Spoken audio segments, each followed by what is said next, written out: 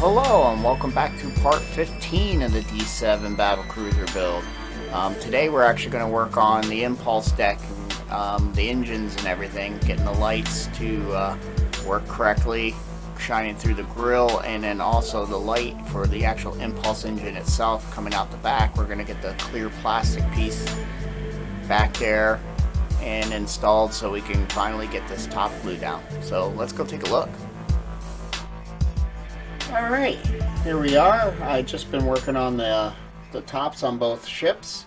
What I just did recently is put a little silver in the insides of those grills.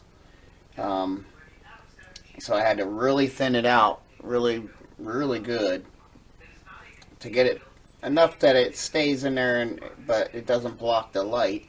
And if I do a little tilting, you can kind of see the shine of the silver, and it's worked pretty good. I'm pretty happy with that. I did it on both. Here's why I had the, you can see it really good on this one. But that'll give it that silver look.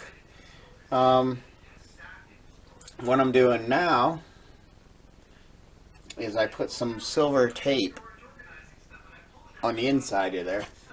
Took some good old-fashioned duct tape, silver duct tape. You know, it's going to give me a better reflection than using a silver paint or a white, because especially adding, I went and painted. I got to get green LEDs. I have some here,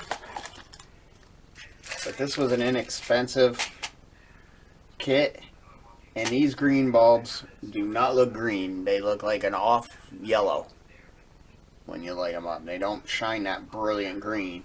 So that's something I gotta rectify, because that's BS. The blues look good, the yellows look like yellow, the reds look really good. You know, whites of course are fine. You know, I believe the yellows are okay too. Maybe not as nice as they should be, but I need to get a little bit better quality. Let me close this door. This TV is so loud.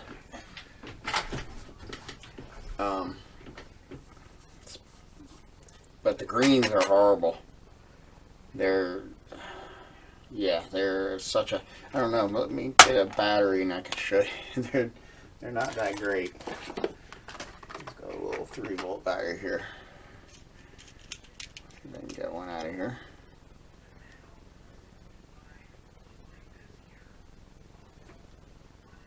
See how that looks yellow? And that's a green bulb. That's no good. Let's try the blue. If I remember, the blues work really good. Yeah, the blues look good. And do the yellows look yellow? The yellows are almost an orange. I don't know if it's easy to see on the camera, but the yellows are almost orange. So I'm not really even very happy with that. And is it because this battery is going? Let's try another one. No. Yeah, I know. Yeah, so the yellow and greens are like...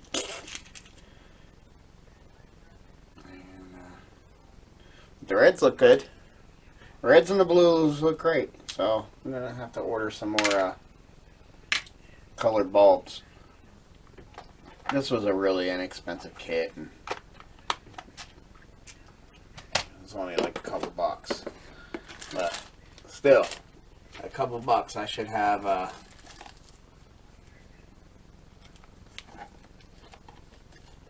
some LEDs. You know, if it's green, it should be green, not yellow.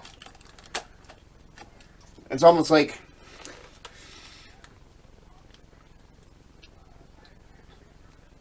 yeah, I wanted to see, you know. It's almost like the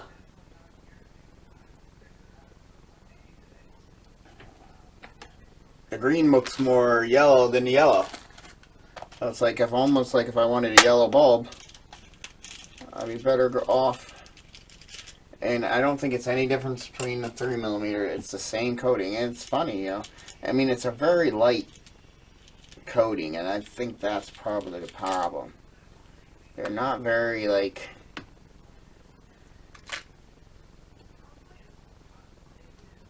Yeah, they're not very... Well, like, that looks completely yellow. So, what I could do is use the green as yellows, and the yellows are just, you know, for orange, I guess. Where I would never need an orange bulb, I have no idea.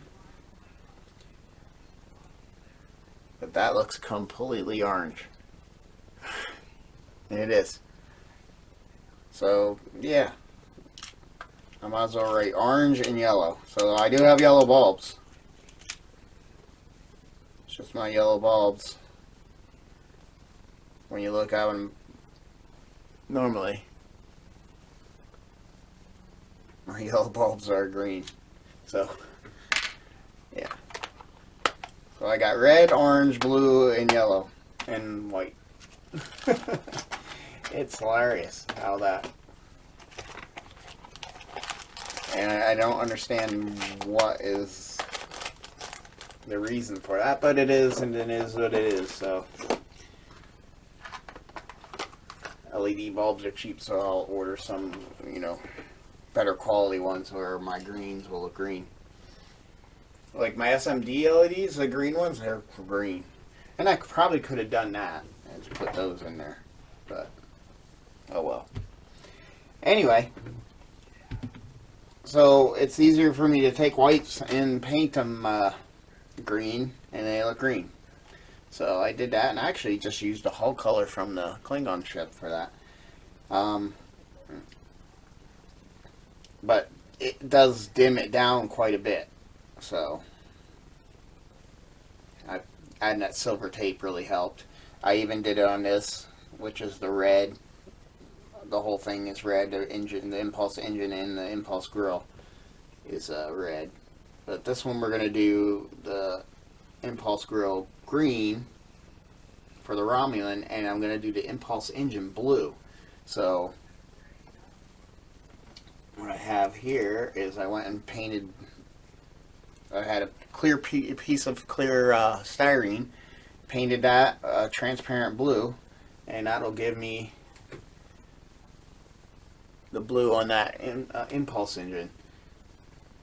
I figure I would do something different. The NX1 has a blue impulse engine, so you know I could have went with a red. You know, did a green in the front and a red in the back, but I figured let's make it different. Especially, you know, the Romulans do a different engine, and they you know, I look at it as they upgraded it. You know, they borrowed that technology and got some ships from the Klingons, and then they upgraded the engines. That's why their impulse grill glows green and their impulse engine is going to be blue. But here's one I'm pretty much done with the inside in here, and then what I did is, again, I did the silver tape on the sides in here, and then on the, you know, the top there, and then I'll put another piece of silver tape coming down. Got to make sure, because silver tape is conductive, that I don't touch between anything, or we'll get a short. But it really livened this one up. I already put that clear piece of styrene, I painted it red on that one, and then I put a little bit of fiberfill in there because it was getting a little bit of a hot spot, and it definitely worked. It looked great. So, and we'll, yeah, let me give you a show what that looks like. Let's connect this guy here. And our negative. And here comes the cat making a mess. And opening the door. She hears me talking, whether I'm on the phone or filming here. She's got to know what's going on. It's funny. But there we go. Let me turn the light off. And we got our flickering LED working. It's getting washed out quite a bit on camera, but that's what it's looking like from the inside, but let's check the other side. And I have my air booth lights on, so let me kill that. Give this a little more darkness. There we go. But yeah, that's looking good. I'm really happy with that. And if I can get it to spin around,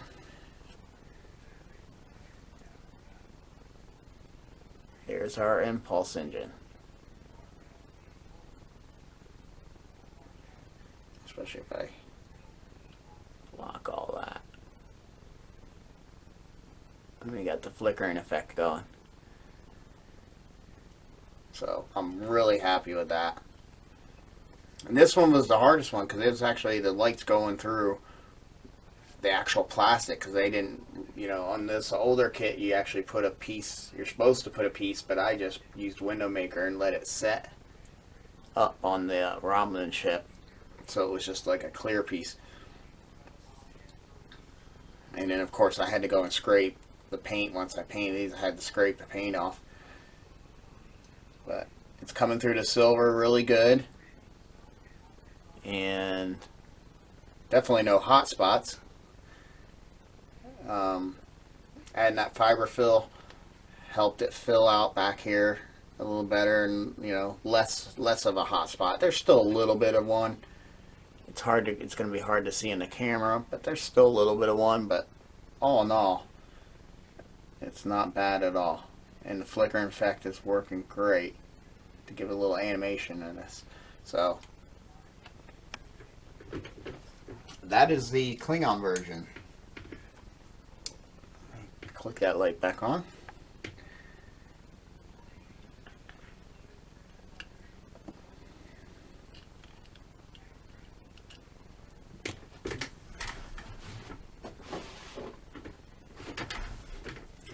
And just for giggles, let's connect this one. See what we're looking like.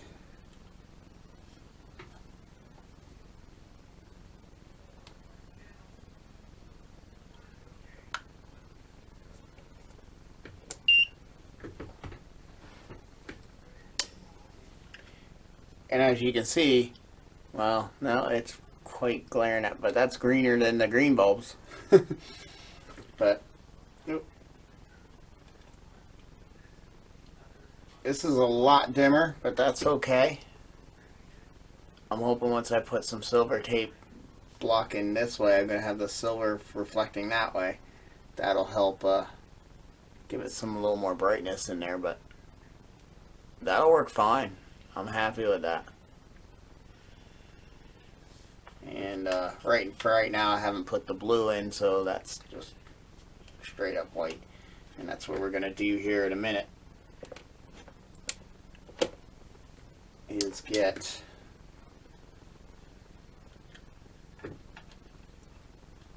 I think I can glue that. It's dried enough. I went through and glued that, and then I cleared it so it's a little more rugged. We can get that blue in there, piece in there. Now, one thing I found is this little tab is a pain in the neck. It doesn't allow this part to come up enough. So I think I still have the right blade on here. Yeah. So let me try to cut this out. I got this cool little, it's like a little mini saw. And that seems to be working pretty good to get rid of that tab. And we don't need it now. It worked great to, it helps line this up when you glue this impulse deck on. But now we don't need it because it's pretty much glued down for a while now. So we can get rid of that.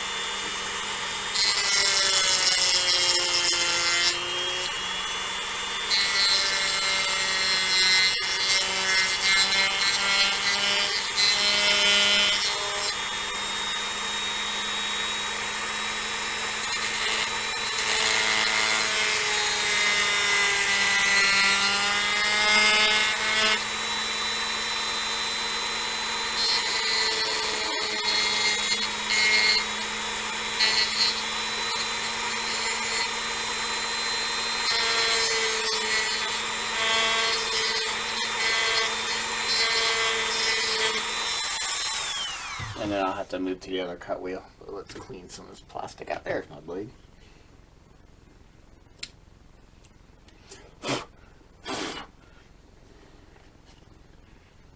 And it's going to make it much easier to get that plastic piece in there.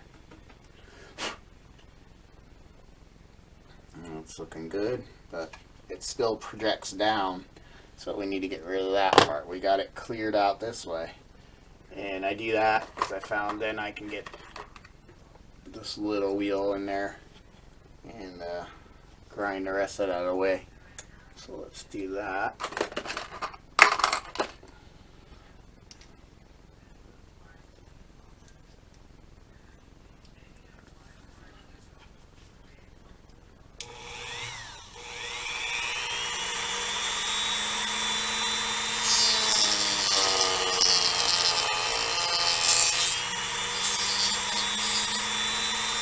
Being careful and mindful of the photo etch that's down there, which again was just, this one worked much faster as far as getting it nice and cleared. Yeah. You know, and that photo etch is just a piece that I had left over from photo etch from the Katinga, and I think it gave you different sizes or something like that for some reason. Because I know I did a honeycomb, and then the Katinga, you can, the way the impulse engines go together, you can put a photo etch out here or inside the box, and then it has the red piece, red plastic, clear plastic in the center. So what I did is I did the Finny one, the grilled one on the outside, so that's what you see on the outside. But when the light comes on, the honeycomb shines through that as well, so it's kind of a double effect. But some reason, I forget why, there was another piece of this honeycomb which was big enough that I could just cut it and fit it in there for the impulse grill. I don't remember if I showed that, but that's what's working. And I think that's it. We got nice and open there. Hang you back up so you're out of the way.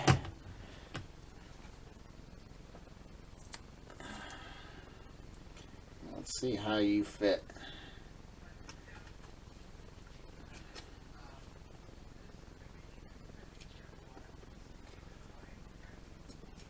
Basically what I did is I just went in there and then I just tapped it and let gravity take care. And just keep tapping it to get it to move. And then you can use a razor blade, but it's always good to dry fit because there probably is going to be something that's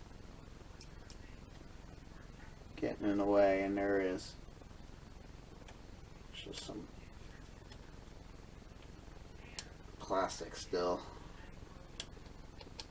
hanging out here. Plastic or glue. Not sure which. Yeah, now she slid down, but too far. So I'll just tap her back up and then see if she'll settle down.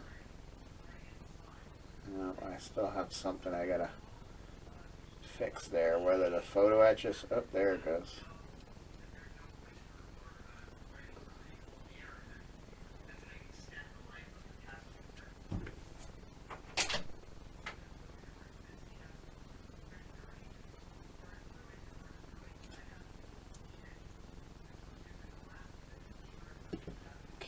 The worst is it's hard to see.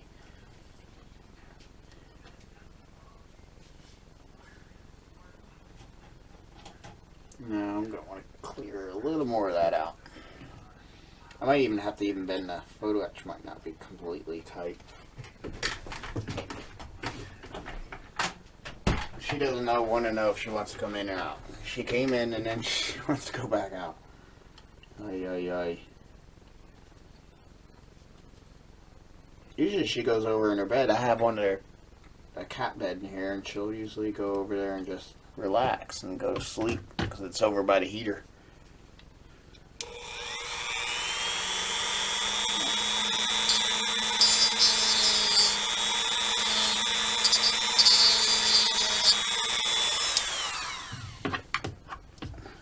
sure because I sometimes clip that. I think we got it. Oh, maybe not. We got enough. It's hard because it's up here on this edge we got to clear out. And that's so close to the base there. We got to make sure it's clear because we want that to sit.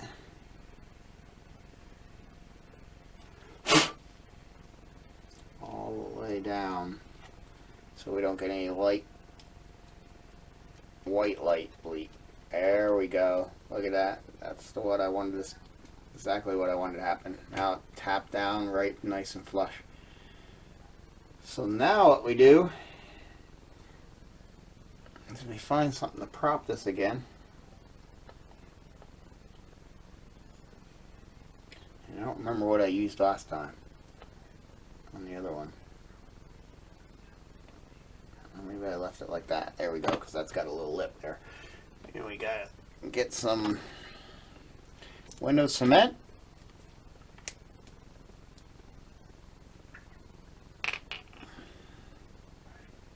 Hopefully this will work better because for some reason it's clogging up. There we go. I had to stick a drill down in there.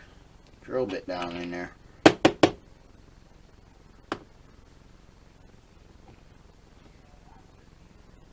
I know it's hard to get it started because it's getting so low, you got to really tilt it. They should have almost, instead of angling this tube here, they should have angled that tube there.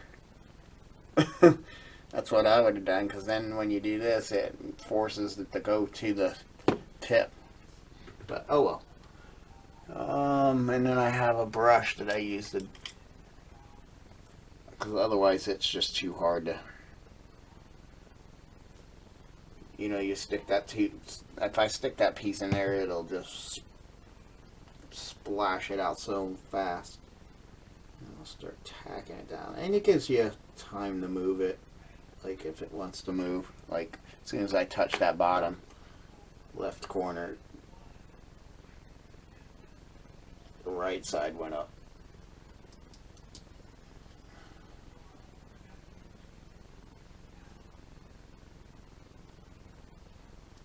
But we don't want to move it so much that the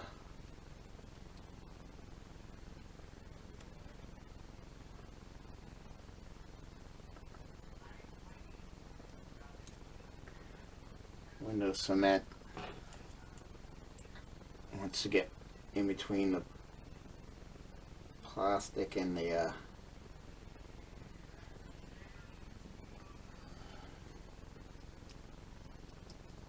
there it goes. But there's a little bit of stickiness there now.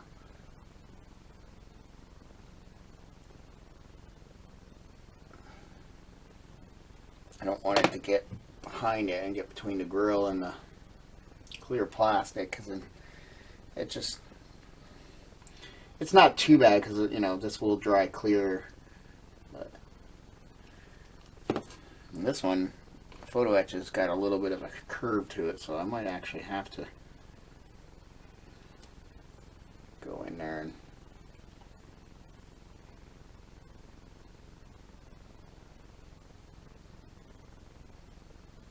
tack it down with the bottle.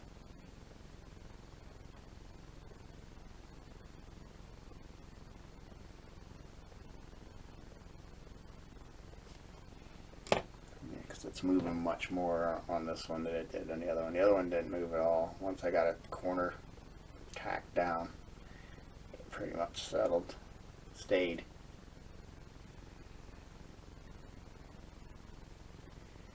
Here we're playing the up and down thing.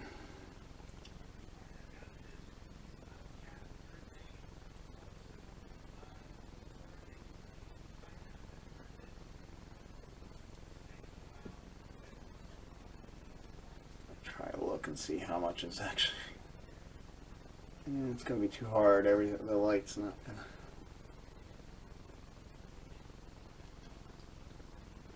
Maybe I will try to see. This one's bottle's getting so empty.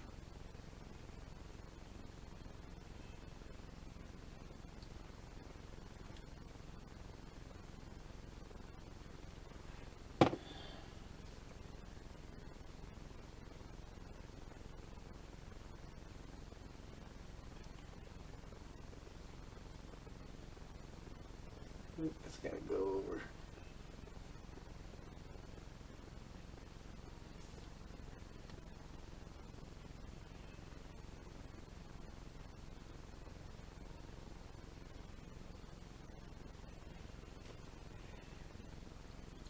Probably the best thing you're going to be to do is to let this set for a sec.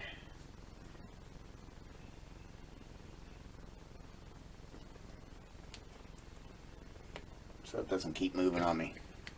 And I'm going to hit this bottom edge because I can hit the bottom edge before I hit that top edge.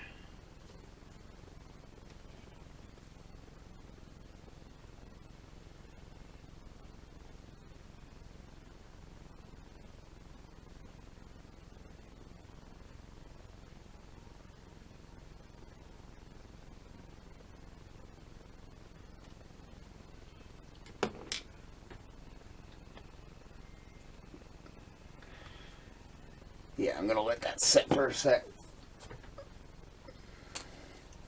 But yeah, that's basically what's going down.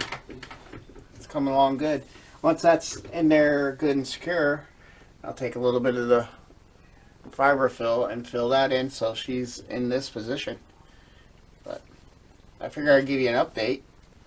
That was another worry of mine, getting these to look good. And I'm really happy with them. And this one's coming along well too. As long as I didn't get a lot of window maker squishing through. That's the way we had to keep moving. Yeah, we did. But that's okay. It's not going to affect the lighting of it. I was just hoping.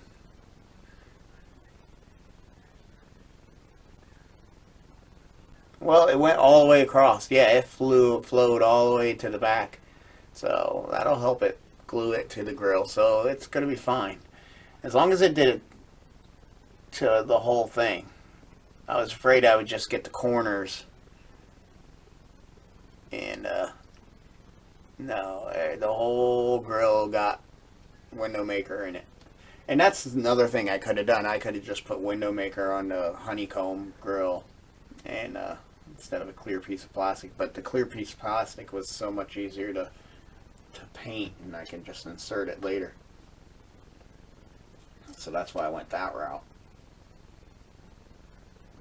But that's okay. That works fine. I'm alright with that. It looks good. It didn't ooze out past the grill. So that will work.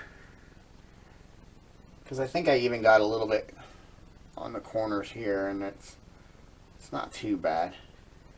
And once I'll go over with the clear, and that'll settle all that too. So not too bad, not too bad. I'm really happy.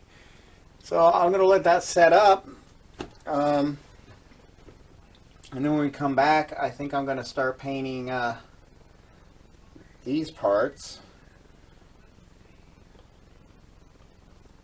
This one's pretty much ready to glue down onto the ship. I have this temporary, like I said before, just taped there. Let me actually take it off now. Just to see what it would look like. But they'll go on last, I think. But, alright. Like I said, this is looking good, so next it'll be to glue this guy down, get the wiring done here. And when we come back, that's probably what we'll be attacking, is wiring this and getting this glued down. And then I'll try to get the other ship in the same state, get this done. That's a big thing on the other one. And get the the biggest thing on the other one is still, I have to still sand those areas where the engines come through. I've been putting that off. So, but I figured I'd give an update. Hope you enjoyed. I'm really happy how things are going. It's coming along good. So until I see you soon.